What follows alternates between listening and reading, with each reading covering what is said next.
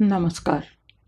श्रीमद् भागवत गीता और जिंदगी, प्रस्तुति 36, अध्याय सेकंड। डूबे सो उतरे पार। हम एक मनुष्य का उदाहरण लेते हैं जो नैतिकता से परे हटकर अपने व अपने समाज के लिए विध्वंसकारी कष्टदायक काम करता है और प्रसन्न भी होता है। अपनी उपलब्धियों पर गर्व भी करता है, पर यह अनुचित है, जिसे वह जानता भी है और समझता भी है, पर मानने को तैयार नहीं। किसी दूसरे के समझाने पर भी वह बात स्वीकार नहीं करता। लेकिन ऐसे व्यक्ति के हानिकारक कृत्यों से समाज की रक्षा करना भी अति आवश्यक है। ऐसे में हमें किसी मनोविशेषज्ञ का सहारा लेना पड़ता है जो उसे उचित और अनुचित का भेद समझाए। एक बात और ध्यान में रखनी चाहिए कि प्रत्येक मनुष्य अपने अंतर मन में अच्छे और बुरे का भेद जानता है, अपने द्वारा किए गए कर्मों का फल जानता है, उसका प्रभाव भी जानता है, पर क्षणिक सुख व अहंकार के चलते उत्तेजित हो दुष्ट कर्म कर बैठता है। ऐसे में एक मनोविशेषज्ञ उसके अंदर पड़े ईश्वरीय तत्व को बाहर निकालने का प्रयास करता है, उसे उसके प्रभाव से, नुकसान से परिचित कराता है। तब यहीं पर हम अपनी आम भाषा का प्रयोग करते हुए कहते हैं कि उसकी अंतरात्मा जाग उठी है और उसका विवेक जाग उठा है, जबकि यह बात तो उसके अंदर ही थी। वो ज्ञान को लेकर ही जन्मा था, जीवन यापन कर रहा था, पर विचारों में खिन्नता के कारण व्यवहार में कर्कश बन गया। जब ज्ञान का उदय हुआ, विचारों ने अच्छे और बुरे का भेद पहचाना, तो उसके कर्मों में परिवर्तन होते देर नहीं लगी। फिर आत्मबोध हुआ तो सारी मानव जाति के प्रति उसकी धारणा बदल गई और उसके कर्म कल्याणकारी बन गए। आदि शंकराचार्य जी ने गीता भाष्य में इसका उल्लेख करते हुए कहा है, the sense is that we are ignorant of the proper nature of the self, because this self is neither the agent nor the object of the acting of slaying. The reason is that the self is immutable, अर्थात आत्मा अडिग है, अमर है। श्लोक 20। भावार्थ, यह आत्मा न कभी जन्म लेती है न मृत्यु को प्राप्त होती है, अथवा ऐसा भी नहीं है कि यह एक बार होकर फिर नहीं होती। यह जन्म रहित, नित्य, शाश्वत तथा सनातन है। शरीर के नष्ट होने पर भी यह नष्ट नहीं होती। यदि साधारण शब्दों में हम कुछ कहें तो क्या यह मान्य होगा? आत्मा थी, है और रहेगी।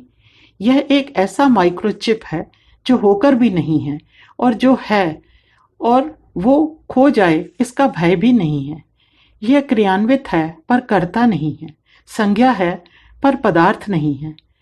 उदाहरण हजारों हैं पर सही एक नहीं है, क्योंकि यह भिन्न भिन्न लोगों की व्याख्या में भिन्न भिन्न रूप से प्रस्तुत की गई है।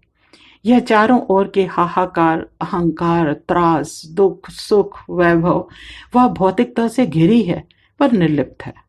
यदि हम आत्मा के उस स्वरूप को पहचान लेते हैं जो स्वरूपहीन है, तो क्या हम अपने को जान लेंगे? हाँ, यह संभव है। नहीं होकर भी होना और होकर भी ना होना, ऊपर से पवित्र और सत्य माना जाना, यह सागर से भी गहरी विवेचना है, जिसमें डूबकर उभरना है या कहीं पार जाना है। याद रहे, यहाँ पर पार जाना अर्थात इसमें डूब जाना है। कभी कभी यह बात कितनी सरल जान पड़ती है, ऐसा लगता है कि हम तो सब जानते हैं, परंतु अगले ही पल हमारा ज्ञान, हमारे विचार मानो अंधकार में खो जाते हैं। कभी किनारे का एहसास होता है तो कभी लगता है कि नाव पिन पतवार के मझधार में है। क्या ऐसी ही दुविधा में अर्जुन भी फंसा था? क्या सही है और क्या नहीं, सच क्या है और झूठ क्या? क्या युद्ध के बिना कोई दूसरा विकल्प न था? श्री कृष्ण ने कहा कि आत्मा अमर है, और अर्जुन युद्ध को पाप समझ रहा था, तो क्या उसे युद्ध करना चाहिए? इसी भ्रमजाल में अर्जुन फंसा जा रहा था। जन्म लेना और मृत्यु को प्राप्त होना ये आत्मा से संबंधित प्रक्रिया नहीं है, जैसा कि उपरोक्त श्लोक में स्पष्ट है, न जायते न म्रियते वा कदाचिन्नायम। जब श्री कृष्ण ने यह स्पष्ट किया कि आत्मा मृत्यु और जन्म से परे है, तो यह भी सिद्ध हो गया कि आत्मा शरीर की भांति न बढ़ेगी, न विकसित होगी, न संकुचित होगी और न ही इसका विनाश होगा, या दूसरे शब्दों में कहें कि इसका अंत होगा। गुणी जनों ने इसी कारण आत्मा को अजर अमर की संज्ञा दी है। ये आज भी है, कल भी थी और भविष्य में भी इसके अस्तित्व में किसी भी परिवर्तन की कोई संभावना ही नहीं है। जब आत्मा पर काल का कोई प्रभाव ही नहीं है तो इसे नवजात, वृद्ध या जर्जर भी नहीं कह सकते। दूसरी ओर अच्छे कर्म या बुरे कर्म व्यक्ति के अपने विचारों के परिणाम हैं, तो इसका फल भी व्यक्ति को स्वयं ही भोगना पड़ता है। उसके कर्मों के पाप पुण्य उसके अपने होते हैं। जिन विचारों के आधार पर कर्म किए जाते हैं उन्हीं विचारों को दुख सुख की अनुभूति होती है। आत्मा का तो इन सबसे कोई लेना देना ही नहीं है।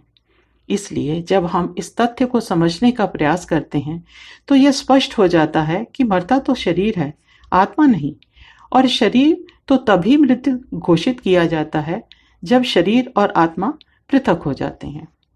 यह सत्य एक विशाल समुद्र के जैसा है जिसे खोजने के लिए हमें पहले जल की गहराइयों तक जाना होगा।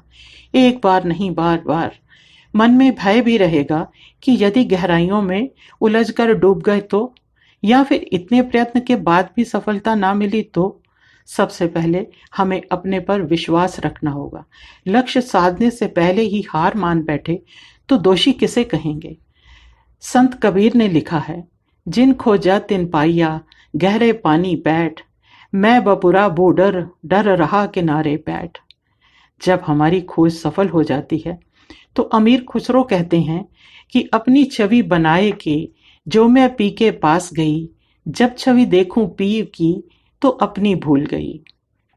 एक बार यदि आत्मज्ञान की प्राप्ति हो गई तो लोभ, मोह, अहंकार, क्रोध आदि जो हमारे विचारों में सदा हावी रहते हैं वे सब गौण हो जाते हैं।